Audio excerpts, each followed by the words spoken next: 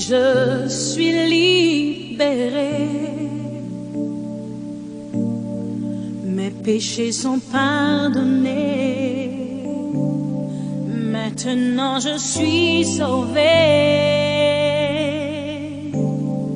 Délivré, oui je suis délivré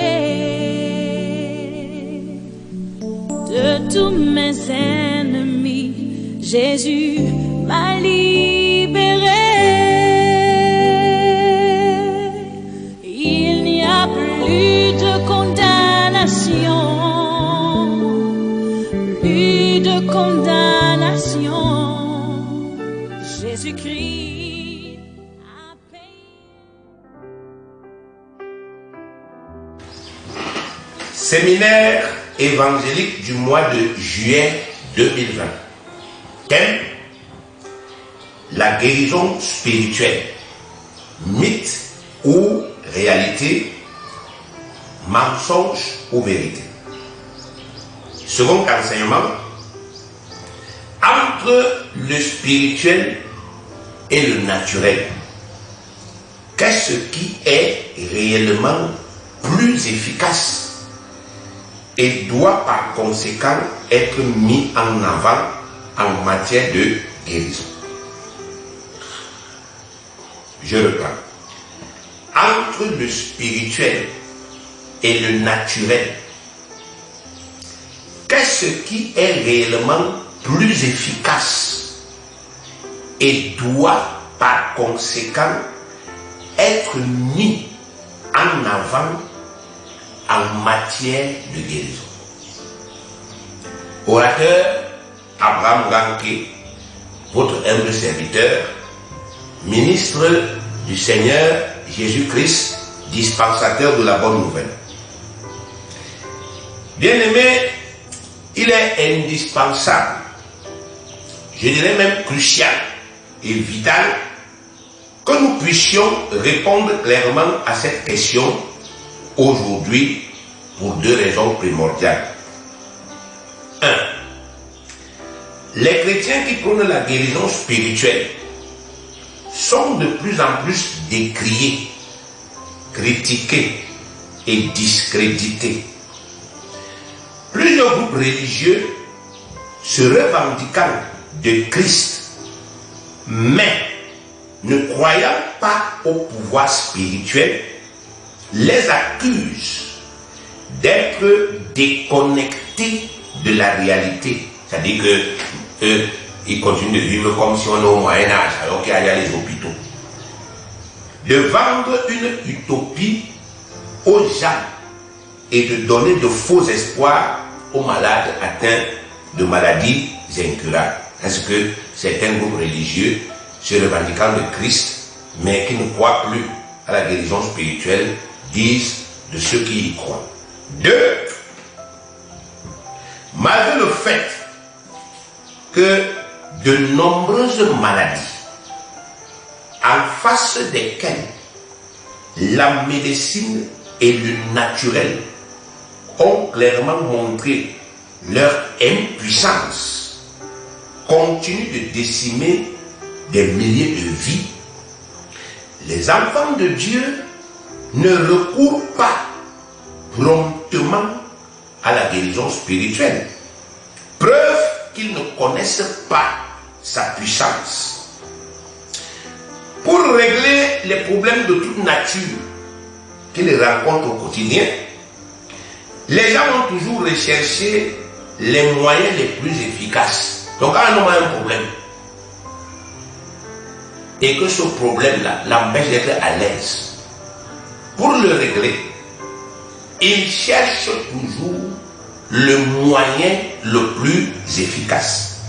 Donc, si les enfants de Dieu avaient la certitude que la guérison spirituelle est vraiment plus efficace que tous les autres moyens dont ils disposent, ils y recourraient naturellement.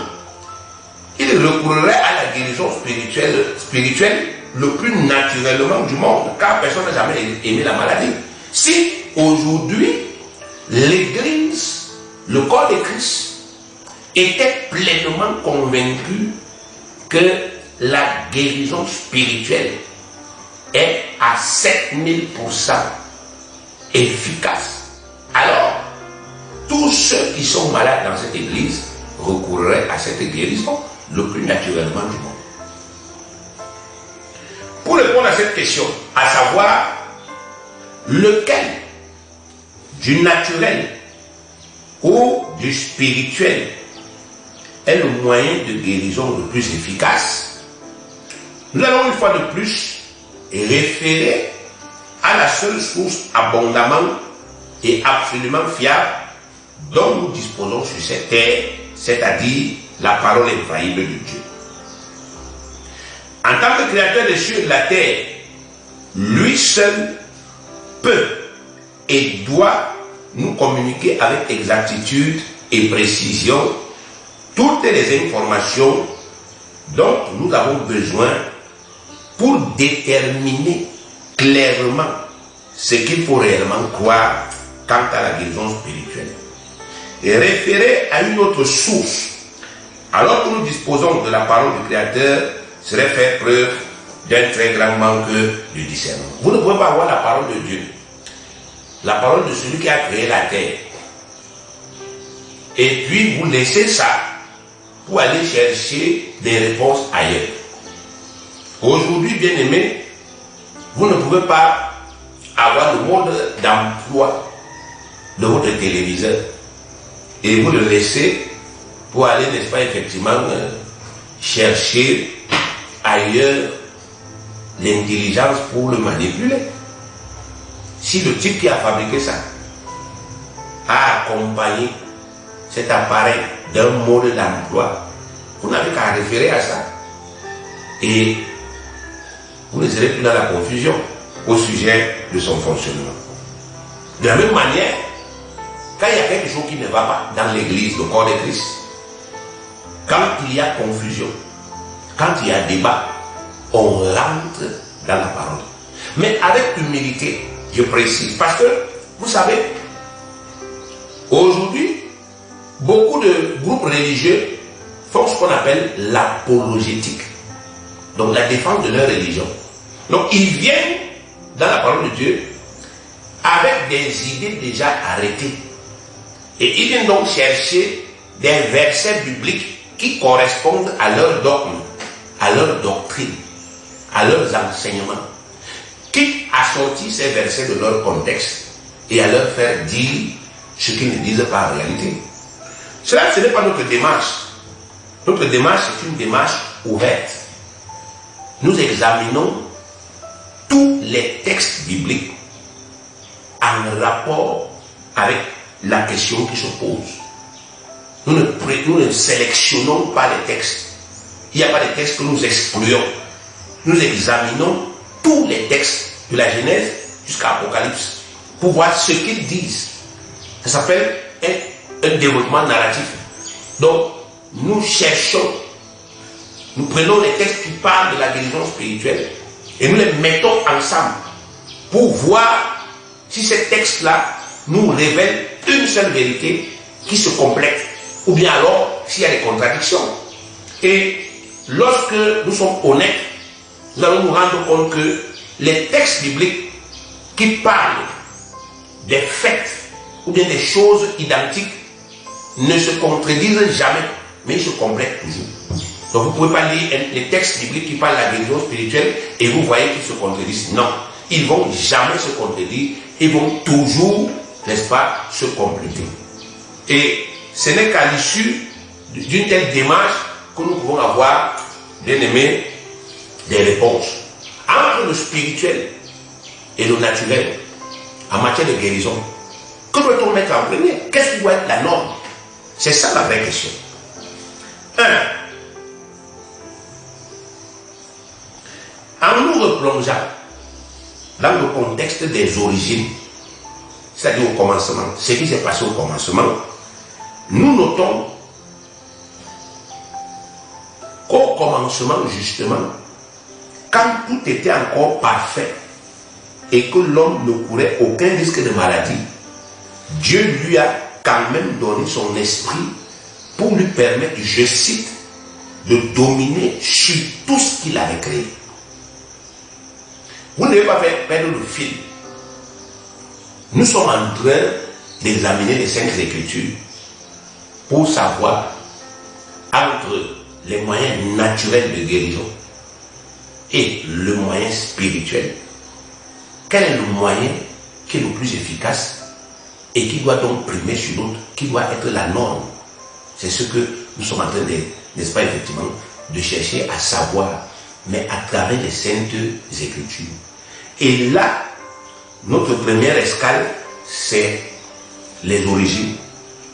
En nous replongeant dans le contexte des origines, nous notons qu'au commencement, quand tout était encore parfait et que l'homme ne courait aucun risque de maladie, Dieu lui a quand même donné son esprit pour lui permettre, je cite, de dominer sur tout ce qu'il avait créé. Lisons Genèse 1, versets 26 à 28. Puis Dieu dit, faisons l'homme à notre image, selon notre ressemblance, et qu'il domine sur les poissons de la mer, sur les oiseaux du ciel, sur le bétail, sur toute la terre et sur tous les reptiles qui rampent sur la terre. Dieu créa l'homme à son image. Il le créa à l'image de Dieu. Il créa l'homme et la femme. Dieu les bénit et Dieu leur dit, soyez féconds, multipliez, remplissez la terre et la sujettissez. Et dominez sur les poissons de la mer, sur les oiseaux du ciel et sur tout animal qui se meurt sur la terre. L'expression Dieu créa l'homme à son image veut dire que l'homme que Dieu a créé au commencement était en tout point semblable à Dieu. Or, la même parole de Dieu déclare que Dieu n'est pas un homme, mais un esprit. Jean 4, 24, de la bouche de Jésus-Christ lui-même, Dieu est esprit et il faut que ceux qui l'adorent, l'adorent en esprit et en vérité. Les esprits, ce sont des êtres immatériels, des êtres qui n'ont pas le corps aussi, des êtres qui n'ont pas la chair, des êtres qui n'ont pas le sang, des êtres qui sont complètement dénués de la matière. Ils sont comme l'air, ils sont comme le vent. Luc 24, verset 39, la partie B. Un esprit n'a ni chair ni os, comme vous voyez que j'ai. C'est le Seigneur Jésus qui s'est adressé ici à ses disciples après sa réflexion.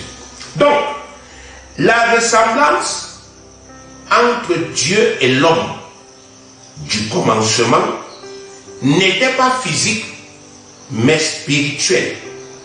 L'homme du commencement ne ressemblait pas à Dieu par son corps ou par son âme. Il n'avait pas les mêmes pieds que Dieu, le même nez que Dieu, non. Mais plutôt par l'esprit dont il avait été revêtu par le Seigneur. Pour rendre possible cette ressemblance, Dieu avait simplement doté l'homme originel de son propre esprit qui partage pleinement ses attributs, faisant ainsi de l'homme une divinité humaine, un homme divin. Ça, c'est ce qui s'est passé au commencement. Donc, quand Dieu dit, créons l'homme à notre image, vous devez comprendre ce que ça veut dire. C'est-à-dire qu'il lui a donné son esprit. Et c'est grâce à cet esprit que l'homme était textuellement comme Dieu. La maladie n'existait pas au jardin d'Éden. C'est la vérité. C'est incontestable. Le jardin d'Éden, c'était le premier paradis terrestre. La maladie n'existait pas au jardin d'Éden, tout comme, n'est-ce pas, elle ne va jamais exister dans le paradis final.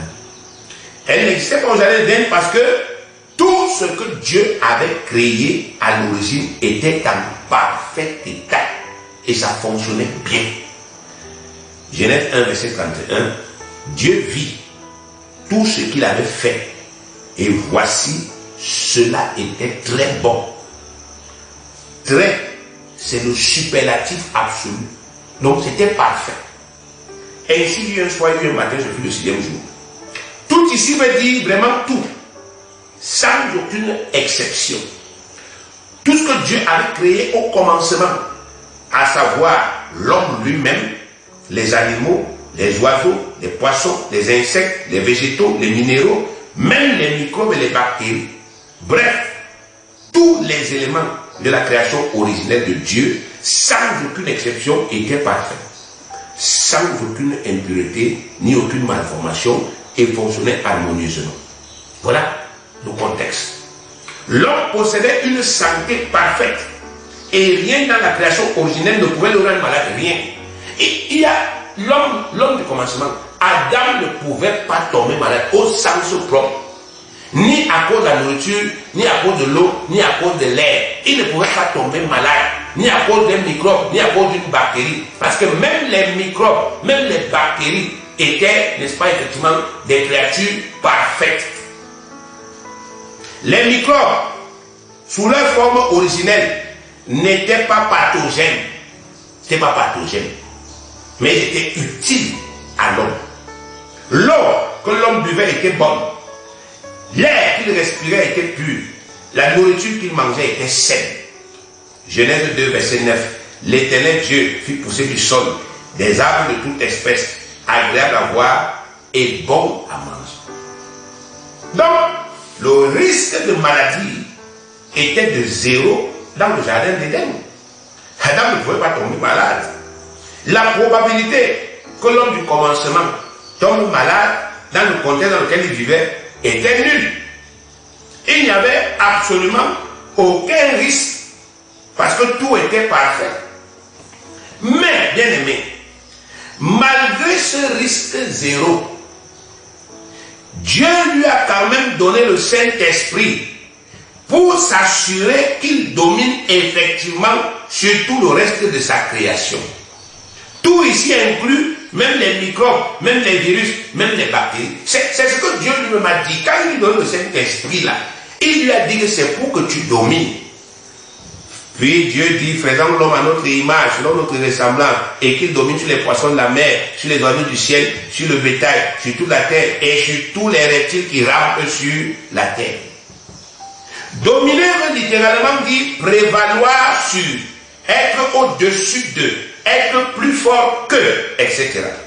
Donc si au commencement, bien que tout était naturellement parfait, et que le risque de maladie était de 0, Dieu a quand même donné son esprit à l'homme pour lui permettre de dominer. Ça veut dire que Dieu voulait mettre en exergue la primauté de l'esprit sur le naturel. Le message que Dieu nous adresse par ce qu'il a fait au commencement est simple.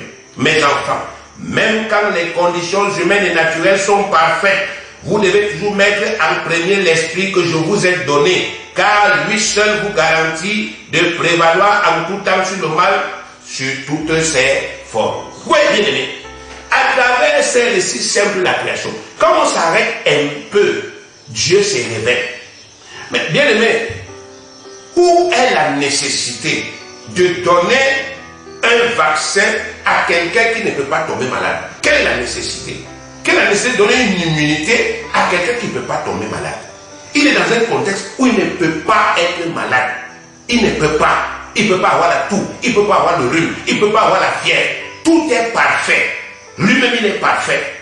Quelle est la nécessité de lui donner cette immunité spirituelle? Si ce n'est, n'est-ce pas, effectivement, de nous enseigner quelque chose.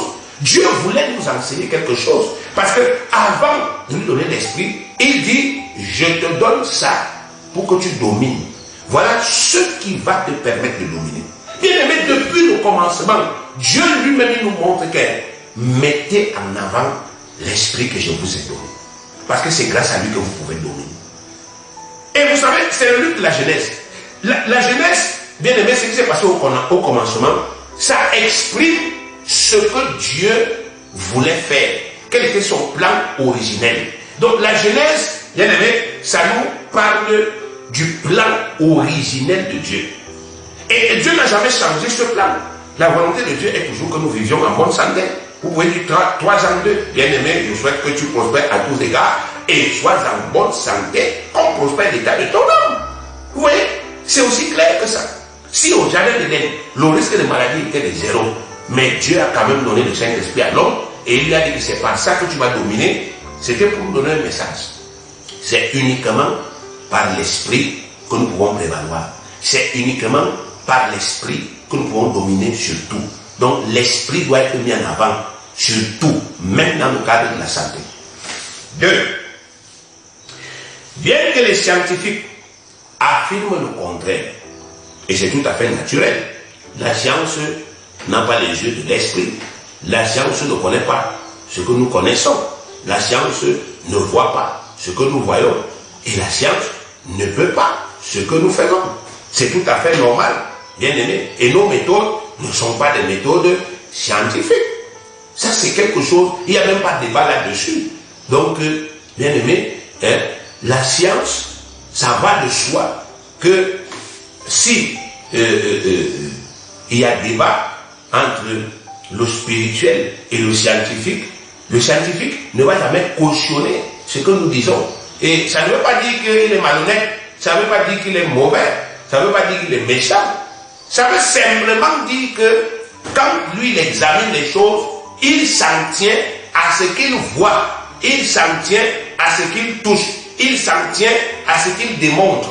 Il ne s'en tient pas à ce qu'il ne voit pas. Or, nous parlons des choses que lui, il ne peut pas voir à travers son microscope, mais que Dieu nous a données et que nous possédons. Des choses qui sont en nous, des choses qui sont surnaturelles, qui sont au-delà de ce qu'on voit et de ce qu'on touche. Donc, ça veut dire, bien aimé, à ce sujet-là, c'est tout à fait naturel que les scientifiques s'opposent à tout ce que nous disons au sujet de la guérison. C'est tout à fait naturel. C'est naturel, on n'a pas à les blâmer pour ça. C'est naturel, c'est normal. Ils s'appuient sur ce qu'ils voient et ils ne connaissent pas ce que nous connaissons. Donc, bien que les scientifiques affirment le contraire, la parole de Dieu affirme quant à elle, sans aucune hésitation, que la plupart des maladies qui frappent les hommes sont d'origine spirituelle. Je reprends. Bien que les scientifiques affirment le contraire, la parole de Dieu, quant à elle, affirme sans aucune hésitation que la plupart des maladies qui frappent les hommes sont d'origine spirituelle. C'est-à-dire qu'il y a un esprit derrière. La maladie n'a jamais fait partie du plan originel de Dieu, comme je le disais tantôt, ni dans le passé, ni pour le futur.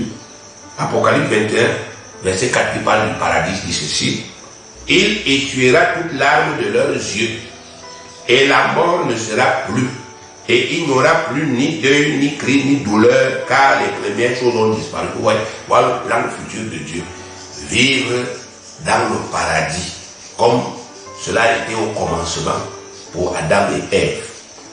La maladie a fait son apparition quand l'homme a volontairement violé l'ordre établi par Dieu pour régir la vie dans le paradis originel. En péchant volontairement contre Dieu, l'homme a inconsciemment soumis sa vie, ainsi que tout ce que Dieu avait créé pour son bien-être, au pouvoir maléfique des démons qui l'avaient incité à pécher. Et dès que ces derniers ont pris le pouvoir sur la terre, la souffrance a fait son apparition dans la vie de l'homme. Genèse 3, verset 17 à 20.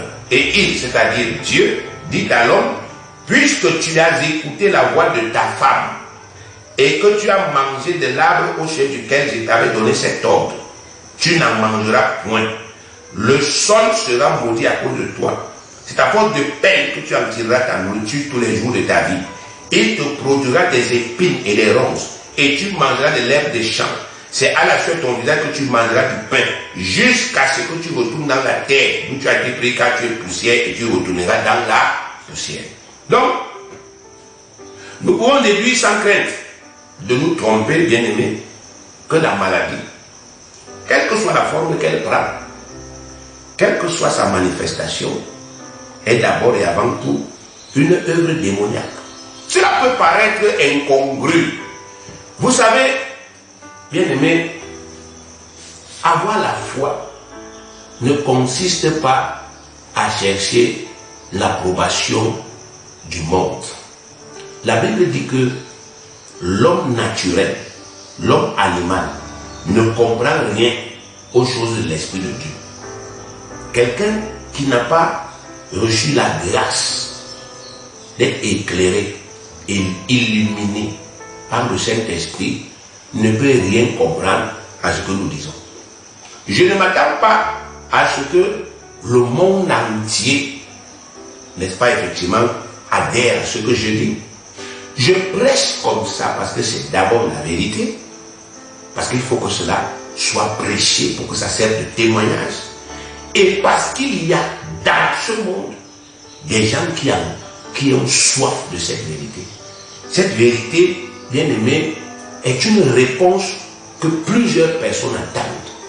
Et en l'écoutant, ces personnes-là seront bénies. Donc c'est pour les croyants. Je ne m'attends pas à ce que, n'est pas effectivement, le gouvernement me donne une médaille par rapport à ça. Non. Je fais mon travail par rapport aux responsabilités que le Seigneur m'a données. De donner, de dispenser droitement la parole de la vérité en tout temps, afin que le peuple de Dieu, bien aimé, soit édifié. Dieu dit, la maladie est une œuvre diabolique. La maladie est démoniaque. La maladie est une œuvre des mauvais esprits. C'est eux qui sont derrière la plupart des maladies qui déciment les vies des gens. Deutéronome 28, verset 22. L'Éternel te frappera de consomption. La consomption, c'est une maladie. De fièvre, d'inflammation, de chaleur brûlante, de dessèchement, de jaunisse et de gangrène qui te poursuivront jusqu'à ce que tu périsses. La jaunisse, c'est une maladie. La gangrène, c'est une maladie. Deutéronome 28, verset 59 à 62. L'Éternel te frappera miraculeusement, toi et ta postérité, par des plaies grandes et de longue durée, par des maladies graves et opiniâtres. Il amènera sur toi toutes les maladies d'Égypte devant lesquelles tu tremblais, et elles s'attacheront à toi. Et même l'Éternel fera venir sur toi jusqu'à ce que tu sois détruit toutes sortes de maladies et de plaies qui ne sont point mentionnées dans le livre de cette loi. Notez bien cela, bien aimé. Parce qu'aujourd'hui, il y a des gens qui s'étonnent qu'il y a des maladies qui existent, on ne connaît même pas le nom. Dieu dit qu'il y a des maladies même dont on ne connaît pas le nom, mais ça viendra. Après avoir été aussi nombreux que les étoiles du ciel, vous ne resterez qu'un petit nombre, parce que tu n'auras point obéi à la voix de l'Éternel ton Dieu. Les fléaux, les pandémies, ça s'abat sur les gens. Et ça diminue leur nombre. C'est pour ça aussi que vous voyez que Satan, aujourd'hui, à travers, n'est-ce pas, les hommes qui lui obéissent, quand il veut diminuer une certaine population sur la terre, il a la guerre ou bien il a les maladies. Soit il organise une guerre, il décime les gens, soit alors il répand un virus et c'est fini. Les gens meurent comme des moutons, comme des bêtes, et puis la population diminue. À l'entente de ces deux versets, de ces deux passages bibliques, il est dit, l'Éternel te frappera, l'Éternel te frappera. Et quand on lit ça comme ça, on a l'impression que c'est Dieu qui inflige les maladies. On pense, on croit que c'est ce que le texte veut dire. Pour une bonne compréhension de ces deux textes, il est indispensable de préciser d'abord que Dieu lui-même ne frappe pas littéralement les gens de maladie, mais qu'il permet dans sa souveraineté que ceux qui lui désobéissent ouvertement soient frappés de maladie par des esprits mauvais. Bien aimé, Dieu ne peut pas rendre quelqu'un malade. Ce n'est pas possible. Dieu ne peut pas tuer. Même si c'est ce que vous lisez dans la Bible, c'est une figure de style. Il ne peut pas tuer. Dieu, comme vous voyez, il ne peut pas ôter la vie. C'est dans sa nature. Dieu peut créer la vie, il ne peut pas l'ôter. Dieu peut donner la santé, il ne peut pas donner la maladie. Ce n'est pas possible. Dieu ne peut d'aucune manière faire ce qui est mal car il est parfait dans tous ses attributs. Il ne donne à l'homme que ce qui est bon, agréable et parfait. Jacques chapitre 1, verset 17. Toute grâce excellente et tout don parfait descendent d'en haut du Père des Lumières, chez lequel il n'y a ni changement ni ombre de variation. Mais Dieu peut cependant permettre dans sa justice qu'un mal arrive à quelqu'un qui viole ses lois sans pour autant commettre ce mal lui-même. Dieu peut le permettre. Donc Dieu peut permettre que vous, qui violez ses lois impunément, vous soyez frappé par une maladie sans que lui-même il vous inflige ce mal. La manière dont le Seigneur s'exprime dans les textes ci-dessus s'appelle un idiome de permissivité. C'est une figure de style qui permet à Dieu de mettre en exergue sa souveraineté et de nous montrer que le diable ne peut absolument rien faire sans sa permission, même quand il en a le droit. Donc quand il est écrit « l'Éternel te frappera de maladie », en réalité, c'est une figure de style qu'on appelle un idiome de permissivité. Vous avez encore trouvé ça dans le livre de Job où Job dit « Dieu a donné, Dieu a repris ». Dieu ne reprend jamais, il dit que je ne me répands pas de mes dons. Donc, mais c'est un idiome de permissivité. Donc, l'objectif est de mettre en exergue la souveraineté de Dieu sur Satan. C'est une manière de Dieu de nous dire que même quand Satan a le droit de tuer, il ne le fait pas sans ma permission. C'est mon monde. Même quand il obtient le droit de rendre malade, si je ne dis pas frappe, il ne frappe pas. C'est à quoi cet idiome-là sert. En réalité, c'est pour mettre en exergue la puissance de Dieu et pour nous montrer que, bien aimé, Satan n'a plus autorité sur nos vies comme lui veut nous faire croire. Non.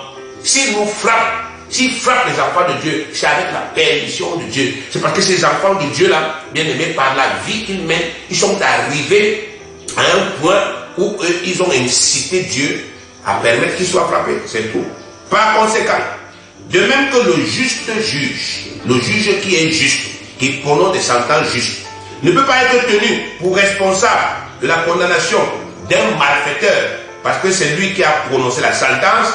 De même, la maladie ne saurait être attribuée à Dieu qui l'a permise dans sa justice, mais devrait toujours être attribuée à celui qui l'a réellement infligée, c'est-à-dire le diable. Vous ne devez jamais attribuer la maladie à Dieu, parce que Dieu a dit que je te frapperai. Non, vous devez comprendre que quand Dieu parle ici, il est en train de dire je permettrai que tu sois frappé par le diable, parce que c'est le diable qui veut vous tuer. Jésus-Christ a dit dans Jean 10, la première partie, le voleur ne vient que pour dérober, égorger et détruire. C'est Satan qui tue les gens. La maladie est une de ses œuvres. Dieu n'utilise pas les armes du diable. Jacques 1, verset 13, que personne, lorsqu'il est tenté, ne dise c'est Dieu qui me tente, car Dieu ne tente point le mal. Dieu ne peut être tenté par le mal, il ne tente lui-même personne. Alors, à la lecture de ces deux textes, de Deutéronome 28, il ressort effectivement que pour la plupart, les maladies qui frappent les hommes et déciment des milliers de vies chaque année sont réellement l'œuvre des esprits diaboliques. Il y a des démons derrière, il y a des esprits. Pendant que les gens, sans discernement, croient qu'ils ont simplement affaire à des virus, à des bactéries ou à d'autres agents pathogènes, le Dieu qui a créé les cieux et la terre leur dit que derrière ces virus, derrière ces bactéries et derrière tous ces autres agents pathogènes connus ou inconnus, se cachent en réalité des esprits méchants. Luc 13, verset 11. Et voici, il y avait là une femme possédée d'un esprit qui la rendait infime depuis 18 ans. Elle était courbée et ne pouvait pas du tout se redresser. Bien aimé, rentrez dans ce contexte. On vous dit, une femme est courbée depuis 18 ans. Elle ne peut pas se redresser. Bien aimé, si elle va à l'hôpital, la science va observer dans son corps qu'il y a tel nerf qui est mort, il y a tel os qui est gâté, il y a tel muscle qui ne marche plus. La science va observer ce qui est observable, ce qui est visible. Et la science va se focaliser dessus, va travailler dessus. Bien aimé, s'il se trouve que c'est purement naturel, alors la science peut. Mais s'il se trouve qu'il y a un esprit comme dans ce cas, bien aimé, la science ne pourra jamais quoi que ce soit contre cette maladie. Pourtant, elle se présente naturellement. On dit ici qu'elle était courbée. Vous savez, c'est écrit une femme possédée parce que l'évangile a été écrit après que la guérison se passe. C'est le jour où cette femme a été guérie que les gens ont su que c'était un esprit qui la rendait malade. Marc chapitre 9, le verset 17 à 18. Et un homme de la foule lui répondit, Maître, j'ai amené auprès de toi mon fils, qui est possédé d'un esprit muet. En quelque lieu qu'il le saisisse, il le jette par terre. L'enfant fait quoi? Il écume, il grince des dents, il devient tout raide. Est-ce que ce ne sont pas les symptômes, n'est-ce pas, effectivement, d'une maladie que nous sommes en train de citer ici? Ce sont des symptômes d'une maladie, bien aimé. L'enfant écume, l'enfant grince des dents, l'enfant devient raide. Oui, c'est des symptômes d'une maladie. Les épileptiques, par exemple, ils manifestent souvent tout ceci. Mais vous voyez, en amont, il est dit qu'il y avait un esprit qui produisait ça.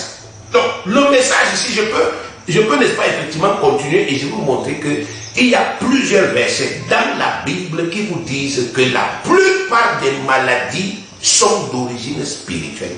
Même si ça se manifeste de façon naturelle, même si ça se manifeste de façon physique, visible, même si on peut diagnostiquer, n'est-ce pas, à travers la science, on peut diagnostiquer ici il y a une insuffisance rénale, ici il y a, n'est-ce pas, effectivement un cancer, ici il y a, même si on peut le diagnostiquer, Dieu vous dit que peu importe la forme, peu importe la manière dont ça se manifeste, derrière la plupart des maladies qui frappent les gens, il y a des esprits diaboliques. Même les maladies mentales ne sont pas en reste, même les maladies mentales. Derrière ce que les meilleurs psychiatres de la terre appellent schizophrénie, paranoïa, névrose, démence ou encore délire hallucinatoire, se cachent en réalité des démons qui ont pris possession des âmes des hommes depuis longtemps et qui les tourmentent. Le scientifique, le psychiatre, il va vous dire c'est une névrose. L'autre va vous dire c'est une paranoïa. L'autre va vous dire c'est une schizophrénie. C'est normal. Il fait une analyse scientifique. Mais Dieu lui vous dit, dans la plupart des cas de ces choses-là, il y a des démons qui possèdent les têtes des gens, qui possèdent leurs pensées, et qui possèdent leur âme, et qui les tourmentent. Et ces hommes-là délirent.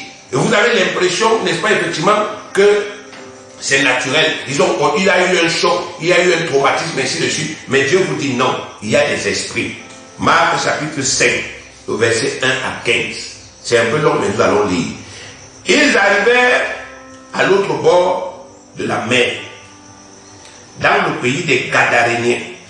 Aussitôt que Jésus fut hors de la barque, il vint au-devant de lui un homme sortant des sépulcres, du cimetière, ça devrait être cimetière, et possédé d'un esprit impur. Cet homme avait sa demeure dans les sépulcres, et personne ne pouvait plus le lier, même avec une chaîne, car souvent il avait eu les fers aux pieds et avait été lié de chaînes, mais il avait rompu les chaînes et brisé les fers, et personne n'avait la force de le dompter. Il était sans cesse nuit et jour dans les sépulcres et sur les montagnes, criant et se meurtrissant avec des pierres. Ayant vu Jésus de loin, il a couru, se prosternant devant lui, et s'écria d'une voix forte, qu'y a-t-il entre moi et toi, Jésus, fils du Dieu très haut? Je t'en conjure, au nom de Dieu, ne me tourmente pas. Car Jésus lui disait, sors de cet homme, esprit impur. Et il lui demanda, quel est ton nom? Légion est mon nom, lui répondit-il, car nous sommes plusieurs. Et il le priait instamment de ne pas les envoyer hors du pays. Il y avait là, vers la montagne, un grand troupeau de pourceaux qui paissaient. Et les démons le prièrent, disant, envoie-nous dans les pourceaux, envoie-nous dans ces pourceaux, afin que nous entrions en eux. Vous entendez? Ils entrent même dans les animaux. Et il leur permit, et les esprits impurs sortirent, entrèrent dans les pourceaux, et le troupeau se précipita des pentes escarpées de la mer. Il y en avait environ 2000, et ils se noyèrent dans la mer, car ceux qui les faisaient perdre s'enfuirent, et ils répandirent la nouvelle dans la ville et dans les campagnes. Les gens allaient voir ce qui était arrivé. Ils vinrent auprès de Jésus, et ils virent le démoniaque, celui qui avait eu la légion, assis, vêtu, et dans son bon sens, et il fut saisi de frayeur. Vous voyez ça, bien aimé? Pendant que aujourd'hui, on attribue à la schizophrénie, à la névrose, les problèmes mentaux que certaines personnes connaissent, la parole de Dieu vous dit qu'il y a des esprits qui possèdent des gens, qui entrent dans leur tête. Plusieurs fois, j'ai dit plusieurs fois, pas une, j'ai dit plusieurs fois. Il nous a été donné d'administrer la guérison à ce type de personnes. Des personnes même qui étaient dans des centres psychiatriques, qui étaient là-bas. Et on les avait déjà catalogués. La personne si est forte, c'est fini. Mais les parents ont conduit ces gens auprès de nous et ces gens ont retrouvé toute leur lucidité. Bien aimé, c'est important. C'est important.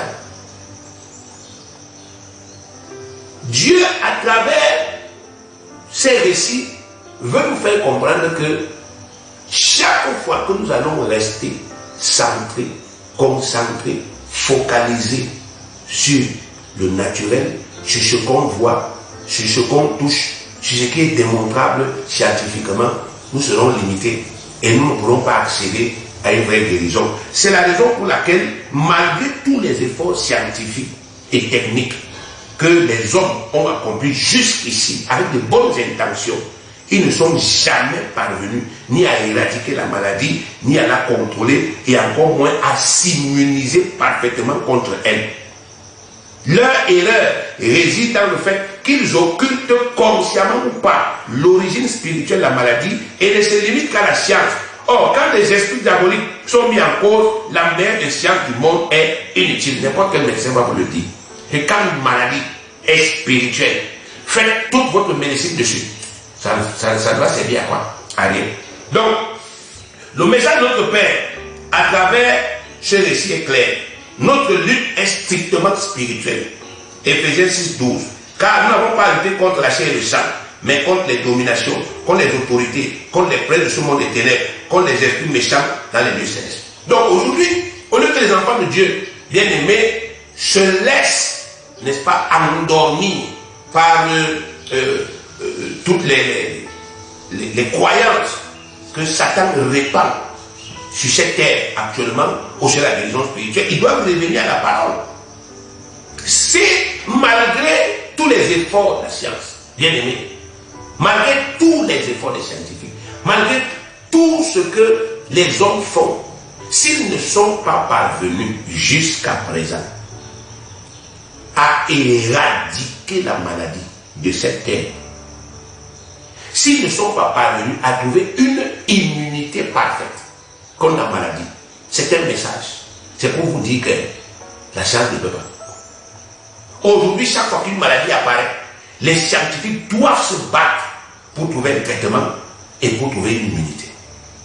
Et pendant ce temps, les gens meurent, les gens meurent, les gens meurent. C'est un message que Dieu nous adresse.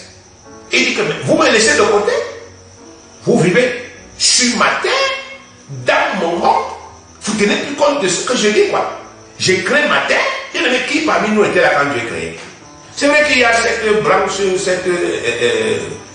sorciers qu'on appelle, n'est-ce pas, les darwinistes là, et tout ça, les adeptes de ceux qui prônent l'évolution, ils vous disent que la nature s'est créée. Mais bien aimé, ces gens-là,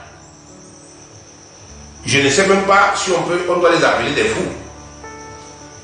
Parce que depuis que nous sommes vivants sur la terre, on n'a jamais vu un poisson qui est sorti de l'eau et il est devenu un singe. Jamais. Même dans l'eau, on n'a jamais vu une carpe qui est devenue un maquereau. Quand on lit la Bible, Dieu dit qu'il a créé chaque chose selon son espèce.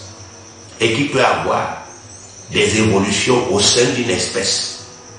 Mais qu'il ne peut pas avoir des croisements entre des espèces. Donc Dieu est clair. J'ai créé chaque chose selon son espèce. J'ai mis à chaque chose qui existe sa propre semence pour lui permettre de se pérenniser sur la terre. Mais des hommes arrivent et nous disent que non, c'est l'évolution. On a même ça à l'école. Il y a eu le Big Bang. Qui était là? Non, on a observé. On a trouvé un ossement qui a 4000 milliards d'années. Mais bien aimé, lisez la Bible, vous allez vous rendre compte que Satan est capable de faire de la contrefaçon de ce qui est naturel. Satan est capable de fabriquer un squelette à partir des choses qui existent. Et, n'est-ce pas, effectivement, de donner à ce squelette-là la vieillesse que vous voulez pour que vous croyez en toutes les fausses théories qu'il vous donne. Il ne faut pas plaisanter avec lui. Ce n'est pas un plaisantin, même. Et Dieu vous dit, tant que vous allez rester centré, concentré, focalisé uniquement sur votre intelligence, sur votre science, vous allez continuer d'être limité. La maladie va continuer de régner. Regardez tous les efforts que les médecins font dans les hôpitaux. Les gens meurent, ils meurent. Les gens continuent de mourir du paludisme. À l'heure où je vous parle, le paludisme, les gens meurent. La fièvre tue les gens. À l'heure où je parle. C'est bien normal. La grippe tue les gens. C'est normal, bien aimé. Ce sont des messages. J'ai dit que mon peuple a commis un double péché. Ils m'ont abandonné, moi qui suis une source d'eau vive, pour se creuser des citernes crevassées qui ne les tiennent pas l'eau. Vous m'avez abandonné. Vous avez abandonné la parole que je vous ai adressée. Vous avez abandonné la lumière que je vous ai donnée. Et vous avez commencé à laisser que l'ennemi qui est le diable vous inspire sa part de sagesse et d'intelligence au sujet des choses qui concernent ma création. C'est pour ça que vous êtes vaincus. L'ennemi me connaît, il sait que je suis Dieu. Il sait que tout ce que je vous dis est vrai. Dieu seul connaît l'ennemi. Il connaît ce qu'il peut faire. C'est lui seul qui peut nous révéler le diable. Donc prenez conscience. Dieu, à travers ces récits, nous donne un message. Il dit, mes enfants, si vous voyez que les hommes sont limités jusqu'à présent malgré leurs efforts, c'est parce que derrière chaque maladie, la plupart du temps, il y a un esprit. La maladie est spirituelle. Si la maladie était purement naturelle, l'homme l'aurait déjà éradiquée de la terre. Mais parce qu'elle est spirituelle, bien aimé, l'homme ne pourra jamais éradiquer la maladie avec sa science, avec sa propre sagesse. Jamais. S'il ne recourt pas à Dieu, il vivra esclave de la maladie toute sa vie. Troisièmement, compte tenu du fait que la maladie, quelle que soit sa forme, apparente ou bien sa manifestation, est la plupart du temps l'œuvre d'esprits mauvais, et compte tenu du fait que seul l'Esprit du Seigneur nous garantit de prévaloir sur tout mal, Dieu a en tout temps rendu disponible des moyens spirituels hyper efficaces.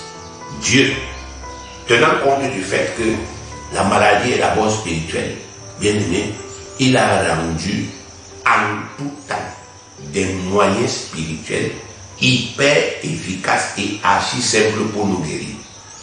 Du temps du prophète Élisée, Naaman, le général en chef de la Syrie, en a fait l'expérience.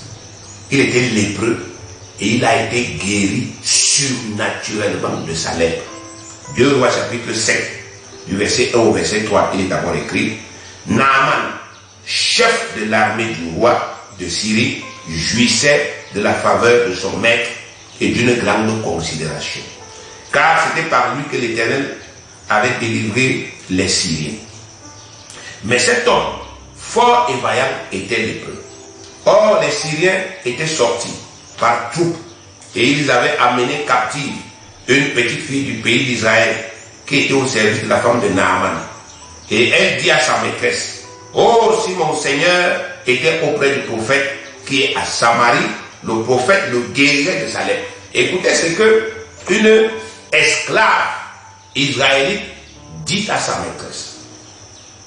Écoutez, elle est esclave, donc ça suppose qu'elle est, n'est-ce pas, effectivement, une sous-personne. Elle n'a pas le droit de donner son opinion. Elle n'a pas le droit de parler. Elle est censée ne rien connaître. Elle est sous l'autorité déjà. Elle fait ce qu'on lui dit. Mais il se trouve que dans la maison où elle est esclave, elle est réduite à l'esclavage, le maître a un problème. Et elle, l'esclave, dit à sa maîtresse, je connais la solution. Si ton mari se retrouve en Samarie auprès du prophète Élisée, il sera guéri. L'enseignement ici, c'est pour dire, bien aimé, Dieu peut nous parler par qui il veut. Il ne faut pas forcément être un très grand intellectuel de la terre pour comprendre les choses spirituelles. Dieu révèle ça à qui il veut. Jésus a même dit que Dieu révèle ces choses aux petits et il les cache aux grands. Ce que cette fille disait était vrai, malgré son statut. De la même manière, ce que les hommes de Dieu authentiques vous disent sur la guérison spirituelle, c'est vrai, malgré le fait que vous puissiez être plus riche, que ça ne veut rien dire. Malgré le fait que vous ayez fréquenté plus, ça ne veut absolument rien dire. S'ils sont en communion avec Dieu, s'ils ont cette révélation, alors ils peuvent être vos maîtres. Si vous avez l'humilité d'accepter d'être enseigné. Alors au verset 9, Naaman vint avec ses chevaux. Donc, il a été humble. Il a écouté ce que cette servante a dit. Naaman vint avec ses chevaux et son char. Il s'arrêta à la porte de la maison d'Élisée. Et Élisée lui fit dire par un messager, va et lave-toi 7 fois dans le Jourdain. Ta chair redeviendra saine et tu seras pur. Naaman fut irrité et il s'en alla en disant, voici je me disais, écoutez bien, je me disais, il sortira vers moi, il se présentera lui-même, il invoquera le nom de l'Éternel son Dieu, il agitera sa main sur la place et il guérira le lépreux. Les fleuves de Damas, l'Abana et le Parpar, ne valent-ils pas mieux que toutes les eaux d'Israël? Ne pourrais-je pas m'y laver et devenir pur? Et il s'en retournait et partait avec fureur.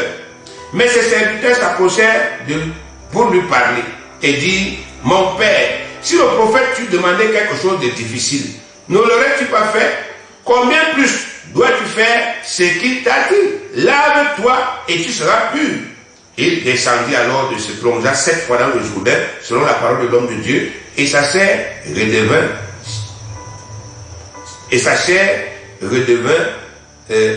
comme celle d'un jeune enfant, et il fut pur. Mais bien aimé, vous voyez, il y a beaucoup d'enseignements dans ce récit. D'abord, cet homme qui vient voir un homme de Dieu avec ses idées arrêtées. Moi, je me dis que aucune humilité, parce qu'il est général. Il se dit, comme il est général, c'est aussi à lui qu'il revient d'expliquer à l'homme de Dieu comment l'homme de Dieu doit le guérir. Mais s'il connaissait comment on fait, est-ce qu'il avait besoin, il aurait besoin de venir consulter le prophète? Mais cette humilité nous manque. Souvent les gens ne savent même pas comment une chose peut se faire. Mais ils s'érigent en moralisateur. Ils donnent des leçons. Bien aimés. Si ils connaissaient, ils ne donneraient pas de leçons. Ils apporteraient des preuves. Ils diraient, moi voici la preuve. Donc, ici, là, Dieu vous dit, si vous voulez accéder à cette guérison, il est important que vous soyez humble. Il est important que vous commenciez, n'est-ce pas, par vous abaisser et par mettre de côté toutes vos idéalités. Et l'autre chose qui est écrite là, c'est que la chose que Dieu a demandé à cet homme de faire était simple. La guérison spirituelle est toujours simple. Elle n'est pas compliquée. Lorsque vous arrivez, n'est-ce pas, à une église où on vous dit, vous allez vous purger avec de l'eau bénite chaque matin, vous allez boire une quantité chaque soir. Mais bien aimé, c'est pas compliqué. C'est pas une chose compliquée ça. Lorsqu'on vous dit que chaque matin, il faudrait que vous versiez du sel sur vous, ainsi de suite, et patati et patata. Mais ça, ce sont des choses compliquées. Ici, Dieu a dit, lave-toi 7 fois dans le Jourdain et ça s'arrête là. Comme vous allez voir dans les autres récits bibliques, impose-lui les mains, ça s'arrête là. La guérison que Dieu nous accorde n'est pas compliquée. Dieu ne peut pas nous aimer et il nous propose encore des moyens compliqués. Non, la guérison spirituelle est simple. Et seuls les hommes, bien aimés, peuvent y accéder. Naaman ici s'est humilié, tout général qu'il était, il s'est abaissé et il a été guéri.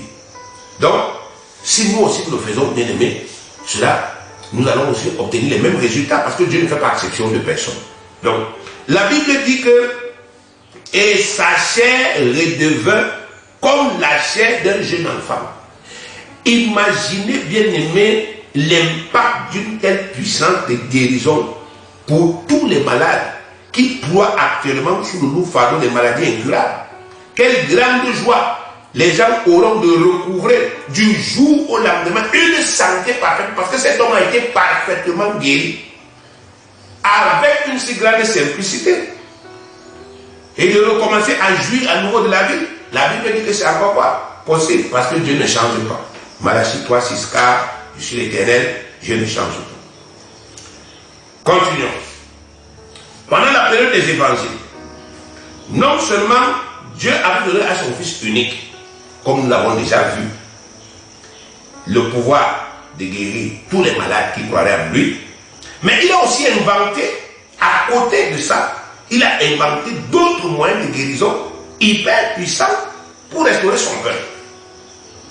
Jean 5, verset 2 à 4. À Jérusalem, près de la porte des brebis, il y avait une piscine qui s'appelle en hébreu Bethesda et qui a 5 portiques. Sous ces portiques étaient couchés un grand nombre de malades, des aveugles, des boiteux, des paralytiques qui attendaient le mouvement de l'eau. Car un ange descendait de temps en temps dans la piscine et agitait l'eau. Et celui qui descendait le premier, après que l'eau avait été agitée, était guéri, quelle que fût sa maladie. Incroyable mais vrai. Vous êtes là toute la journée, l'ange descend, il agite l'eau, tu sautes le premier, tu étais un aveugle, tes yeux s'ouvrent. Simple comme bonjour. Tout ceci, bien aimé, ce sont des messages. C'est Dieu qui a fait ça. Quand quelqu'un lui a dit de faire. Pendant cette période-là, Jésus guérissait les gens. Mais il a dit, ok Jésus, même comme tu les guéris là, je vais inventer d'autres moyens pour les guérir aussi spirituellement. Parce que la tâche est immense. Et voilà comment est-ce que, bien aimé, les gens ont pu expérimenter la joie de retrouver la bonne santé. À partir de la Pentecôte, quand l'église de la grâce naît, Dieu passe à une étape supérieure dans la lutte contre la maladie. Il confère à chaque né de nouveau tout le potentiel spirituel du Christ et le rend capable de guérir les malades de toutes sortes, simplement par l'imposition de ses mains, exactement comme le faisait le Christ. Marc 16, verset 17 à 18, voici les miracles qui accompagneront ceux qui auront cru. En mon nom, ils chasseront les démons, ils parleront de nouvelles langues, ils saisiront des serpents, s'ils boivent quelques breuvages mortels, cela ne leur fera point de mal. Ils imposeront les mains aux malades, et les malades seront guéris. Ils imposeront. Voici les mains. Il dit à son peuple, mes enfants, ma famille, vous qui êtes nés de moi, je vous donne désormais le pouvoir, à partir de la Pentecôte, je vous donne désormais le pouvoir de guérir tous ceux qui souffrent. Peu importe la maladie, imposez-leur juste les mains et déclarez la guérison et ils seront guéris. Incroyable, mais vrai. En plus, il confère aux anciens de l'église le pouvoir de guérir les malades par la prière et par l'onction d'huile. Il dit aux anciens, si quelqu'un parmi vous est malade là, appelez-le qu'il vienne chez vous, il vous raconte, vous priez pour lui, vous lui imposez les mains et vous le croyez d'huile et il sera guéri. Jacques 5, 14 à 15. Quelqu'un parmi vous est-il malade, qu'il appelle les anciens de l'église et que les anciens prient pour lui, en loyant d'huile, au nom du Seigneur. La prière de la foi sauvera le malade et le Seigneur le relèvera. S'il a commis des péchés, il lui sera pardonné. Vous voyez bien aimé. C'est écrit. Les anciens de l'église. Les anciens de l'église n'ont pas premièrement pour rôle de recevoir des honneurs. Ils n'ont pas premièrement pour rôle d'être adulés, d'être encensés, de recevoir la dîme. Leur mission, c'est de guérir le peuple de Dieu. Mais alors la question est de savoir si aujourd'hui les anciens de l'église, n'est-ce pas, expliquent aux croyants, écoutez, c'est dépassé tout ça. On est toujours des anciens de l'église existe toujours, mais on ne peut plus vous guérir. Mais est-ce que c'est logique? Ce n'est pas logique. Si vous êtes ancien, c'est parce que l'église existe. Et si l'église existe, ce que Dieu a dit concernant votre ministère doit aussi continuer à exister. Donc, il est important que vous ouvrez les yeux, bien-aimés. Si l'administration de l'église de la grâce qui a commencé à la Pentecôte n'est pas encore achevée, l'église est née, l'église du corps de Christ est née à la Pentecôte. L'église de la grâce est née à la Pentecôte. Alors, la question aujourd'hui est de savoir si cette administration biblique qui est née à la Pentecôte n'est pas encore achevée. Comment certains chrétiens prétendent-ils que la puissance de guérison spirituelle que Dieu a rendue disponible pour cette période et qui est inhérente en chaque né de nouveau n'est plus d'actualité? Comment est-ce que l'Église peut exister, mais sa puissance de guérison n'existe plus? Si l'Église existe, ça veut dire qu'elle existe avec tout ce que Dieu lui avait donné à l'origine. Aujourd'hui, les gens disent, je suis apôtre. Mais ça, c'est les choses que Dieu a données à l'Église. Je suis prophète, je suis pasteur, je suis docteur, je suis évangéliste. Mais ça, ce sont des ministères que Dieu a donnés à l'Église. Mais comment ces ministères peuvent exister, mais la puissance de guérison n'existe plus? Comment les gens peuvent dire, je suis pasteur d'une église et je ne peux plus, mais je ne peux pas guérir mes brebis? Ils disent, je guéris, la guérison n'est pas d'abord physique, elle est d'abord psychologique. Bien aimé, nous, quand on lit la Bible, on voit que le bon pasteur, lui, guérissait d'abord les malades physiques et ensuite, il leur parlait du royaume. Il leur disait, c'est une opportunité, je suis venu vous présenter une opportunité céleste. Adhérez à, n'est-ce pas, l'évangile, adhérez à ce que je vous dis. Et les gens qui avaient déjà vu la guérison, qui avaient eu part à ça, étaient convaincus. Dans plusieurs récits bibliques, on va vous dire, c'est après qu'un homme ait été guéri qu'il a dit à Jésus, montre-moi qui est le Messie, pour que j'y croie. Aujourd'hui, les gens vous disent, mais non, c'est pas d'abord ça, on guérit d'abord les âmes. Vous guérissez l'âme de quelqu'un qui est malade, comment vous pouvez guérir son âme? L'âme et le corps sont liés. Quand un homme souffre dans son corps, ça affecte son âme. Quand un homme souffre dans son âme, ça affecte son corps. On dit cela en science psychosomatique. Mais comment vous pouvez aujourd'hui dissocier? Dans votre église, vous ne guérissez que les âmes des gens et leur corps ne vous intéresse pas. Vous ne guérissez, n'est-ce pas, effectivement, que leur cœur. Mais leur corps, leurs muscles, leurs os ne vous intéressent pas. Alors que Dieu lui dit que vous devez guérir même leurs os. Vous devez guérir leur corps. Vous ne pardonnez que les péchés. Jésus a dit que si tu pardonnes les péchés, guéris aussi les maladies qui ont découlé des péchés. Il faut se remettre en question, bien aimé. Satan travaille depuis 2000 ans. Mais vous imaginez 2000 ans d'activité satanique pour entrer dans l'église et pour dénaturer la foi. Vous croyez que c'est un jeu? Ce que nous voyons aujourd'hui, c'est les résultats de 2000 ans d'activité satanique. Jésus s'inquiétait déjà pendant qu'il était sur la terre. Dans Luc 18, il a dit que quand je vais revenir, est-ce que je vais encore trouver la foi? Et ce que nous voyons aujourd'hui, ce sont des preuves tangibles que la foi authentique est en train de se perdre. Il faut se réveiller. Quatrièmement, enfin, chaque fois que les gens souffrant des maladies cliniquement ou naturellement incurables ont cru et ont fait appel aux moyens spirituels rendus disponibles par Dieu, ils ont toujours obtenu des résultats épatants dépassant l'entendement.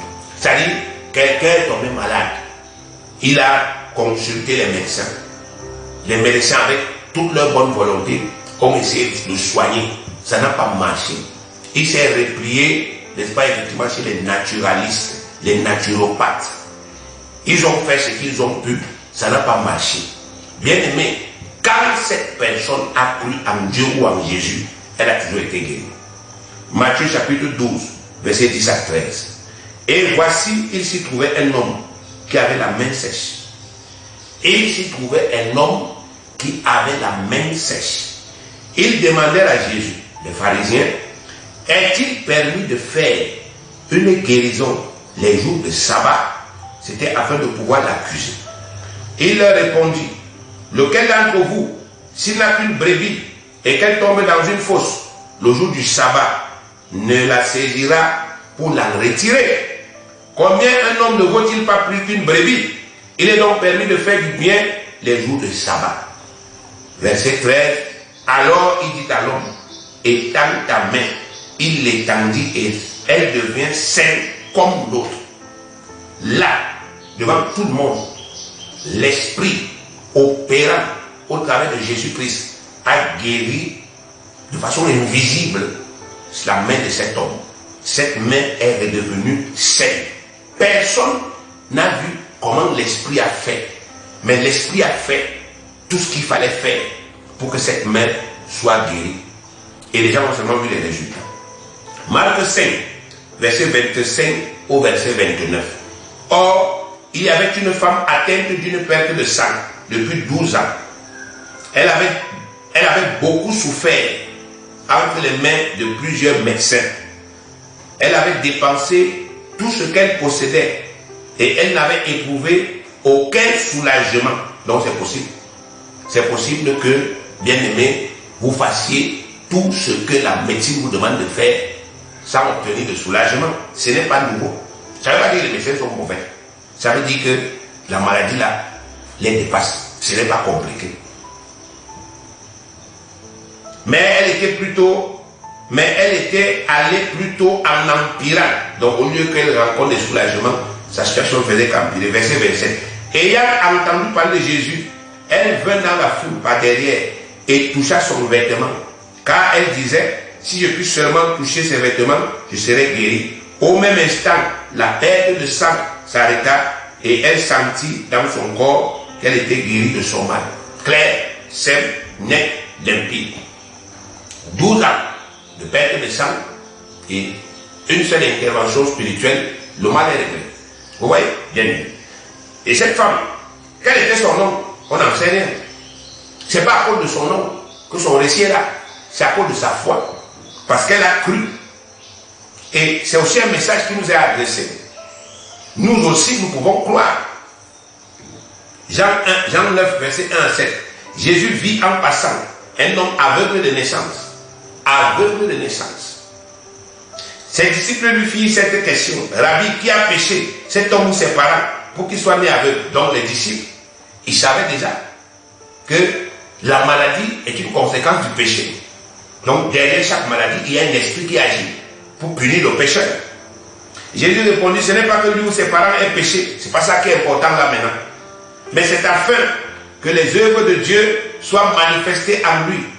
Et il faut que je fasse, tandis qu'il est jour, les œuvres de celui qui m'a envoyé. Les œuvres de celui qui m'a envoyé, pardon. La nuit vient où personne ne peut travailler. Pendant que je suis dans le monde, je suis la lumière du monde. Après avoir dit cela, il cracha à terre et fit de la boue avec sa salive. Puis il appliqua cette boue sur les yeux de la veuve et lui dit, va et lave-toi au réservoir de Siloé, nom qui signifie envoyé. Il y alla, se lava et s'en retournant, voyant clair. Incroyable mais vrai. Tous ces récits relatent des faits qui expriment clairement ce que Dieu veut que son peuple croie et fasse aujourd'hui au sujet de la guérison spirituelle. N'oubliez jamais, bien aimé, que tout ce qui a été écrit d'avance l'a été pour notre instruction, afin que nous sachions ce que les autres ont cru et ce qu'ils ont fait avant nous. Dieu ne parle pas pour rien. Au Romains 15, 4 dit, or, tout ce qui a été écrit d'avance l'a été pour notre instruction, afin que par la patience et par la consolation que donnent les Écritures, nous possédions l'espérance. Bien aimé, en rentrant en l'intérieur de ces Écritures, ça redonne de l'espérance aux gens qui souffrent actuellement. Parce qu'ils écoutent, ils entendent le récit des faits authentiques relatés par Dieu lui-même. Dieu leur dit, il y avait une femme atteinte d'une perte de sang. Les médecins ont fait ce qu'ils pouvaient, ça n'a pas marché. Mais Jésus l'a guéri. Il y avait un tel homme qui était né aveugle. La personne ne pouvait rien pour lui, mais Jésus l'a guéri. Il y avait un tel qui avait une main sèche. Jésus l'a guéri. Ce message s'adresse à vous. L'enseignement qui ressort de ce voyage dans les Saintes Écritures est simple. La guérison spirituelle est de loin infiniment plus efficace et plus simple que tous les moyens naturels et scientifiques existants. Je reprends. le message qui ressort de cette pérégrination dans les Saintes Écritures est simple. Ce que Dieu nous adresse comme message à travers tous ces récits bibliques, c'est simple. La guérison spirituelle est de loin infiniment plus efficace et plus simple que tous les moyens naturels et scientifiques existants. Même si certains groupes religieux n'y croient plus, ça ne change absolument rien au fait que c'est une réalité à laquelle tout vrai croyant peut accéder aujourd'hui de la même manière que des gens simples et humbles y ont accédé hier. Même si dans votre église, là où vous êtes là, on n'y croit pas. Même si on vous dit, avec preuve à l'appui, que ça n'existe pas, que ça ne marche plus, moi je vous dis que Dieu vous dit que ça n'a jamais changé. C'est toujours actuel. Et c'est la norme pour le corps de Christ. La norme en matière de guérison, c'est la guérison spirituelle. La science ne peut que soigner ce qui est humainement soignable. Elle ne peut pas s'élever au-dessus de ce qui est humainement ou naturellement faisable. Jamais. Ne demandez pas aux scientifiques de se suicider. Quand ça ne va pas, quand ça dépasse quand ça dépasse, n'est-ce pas, effectivement, ce qui est du domaine de l'intelligence humaine, la science ne peut plus. Mais l'esprit n'a pas de limite. Il peut même redonner la vie à ce qui était déjà mort dans nos corps. C'est ce qui est écrit. Même s'il y a quelque chose qui était mort, l'esprit peut redonner la vie. Romains 8, verset 11. Et si l'esprit de celui qui a ressuscité Jésus d'entre les morts habite en vous, celui qui a ressuscité Christ d'entre les morts rendra aussi la vie à vos corps mortels par son esprit qui habite en vous. Même s'il y a quelque chose qui est gâté dans votre corps de façon irréversible, même s'il y a un rein qui est pourri, l'esprit qui est en vous peut le ramener à la vie. C'est ce que Dieu vous dit. Par conséquent, le peuple de Dieu actuel doit continuer de croire en la guérison spirituelle et il doit s'efforcer de la mettre en avant sans craindre d'être déçu, car elle constitue notre seul moyen de vaincre efficacement la maladie, quelle qu'elle soit. À travers son esprit, Dieu nous a conféré des aptitudes divines. Il nous a rendus semblables à lui et à son Fils Jésus en tout point. Mais si nous n'y croyons pas, nous continuerons à mourir et à tomber comme de simples mortels, alors que nous sommes depuis longtemps devenus des dieux humains grâce au Saint-Esprit. Psaume 82, verset 6 à 7, j'avais dit, vous êtes des dieux, vous êtes tous des fils du Très-Haut. Cependant, vous mourrez comme des hommes, vous tomberez comme un prince quelconque. Donc ceux qui ne croient pas en Dieu, ils meurent comme de simples hommes. Ils sont frappés comme de simples hommes. En face des maux qui minent leur vie, ils sont réduits, bien aimés, comme de simples hommes. Ils n'ont rien, alors qu'ils sont des fils de Dieu. Et il y a de l'amertume dans beaucoup de cœurs aujourd'hui. Beaucoup de gens ont leurs enfants qui sont malades. Ils ne peuvent rien. C'est là, c'est un fait. La science leur a dit, ici ça ne bouge pas. On ne soigne pas ça. Et ils supportent ça, bien aimé. Alors que Dieu leur dit non. Moi, j'ai rendu disponible pour vous, ma famille, pour vous, mes enfants, un moyen hyper puissant et qui transcende votre imagination. Je suis le créateur. Et imaginez un peu le corps de Lazare. On dit qu'un corps pourrissait déjà dans la tombe, bien aimé. Il pourrissait déjà. Mais Jésus a redonné la vie. Simplement parce qu'il y a deux femmes qui ont cru. Les deux sœurs de Lazare, dans l'humilité, elles ont cru. C'était une situation irréversible. Mais Lazare est revenu à la vie et il ne sentait plus la mort. Il n'y avait plus aucune séquelle de mort en lui. Ces femmes-là, elles ont réellement vécu ça, bien-aimé. Et Jésus a dit dans Jean 11, 40 que si tu crois, il s'adressait à ces femmes. Si tu crois, tu verras la gloire de Dieu. C'est la même chose aujourd'hui. Abraham, si tu crois, tu verras. C'est le même message pour vous.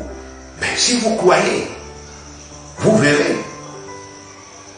Prenez donc la décision ferme et irréversible de commencer à croire vraiment en cette grande puissance de guérison qui n'a que trop longtemps sommeillé en vous, sans vous laisser effrayer par ce que les hommes pourront dire, penser ou imaginer de vous. Vous ne serez pas déchus. Proverbe 29, verset 25 dit ceci: la crainte des hommes tend un piège, mais celui qui se confie en l'Éternel est protégé. Tant que vous allez craindre l'opinion de la société qui vous entoure, l'opinion des hommes, l'opinion des pasteurs, et je ne sais pas, des autres leaders d'église, vous n'allez jamais bouger de là. Tant que vous allez craindre de poser cette question officiellement dans votre assemblée, de dire à vos dirigeants, mais qu'en est-il réellement de la guérison spirituelle? Est-ce que ce que vous nous dites là est vrai? Parce que Dieu lui dit le contraire. Alors, vous n'allez jamais en sortir. Tant que vous allez accepter les explications que les hommes vous donnent, qui en réalité ne sont que des prétextes pour justifier leur incrédulité, vous allez continuer, bien aimé, à être vaincu. Jésus a dit que les scribes et les pharisiens hypocrites, non seulement ils n'entraient pas eux-mêmes dans le royaume, mais ils empêchaient aussi tous ceux qui voulaient y entrer d'y entrer. Donc, si vous acceptez que des hommes, sous le prétexte de l'obéissance à une religion ou à un dogme, vous imposent de ne plus croire en la puissance du Saint-Esprit, alors que c'est le Saint-Esprit qui a fait de nous les enfants de Dieu, et que c'est le Saint-Esprit qui est à la base de la naissance de l'Église, et que c'est le Saint-Esprit qui est Dieu en nous, alors bien aimé, vous allez continuer à être vaincu. Mais si vous prenez la décision de croire que cette guérison est réelle, et si vous prenez la résolution ferme, à partir d'aujourd'hui, moi je la mets en avant. Humblement, Seigneur, aide-moi dans mes faiblesses.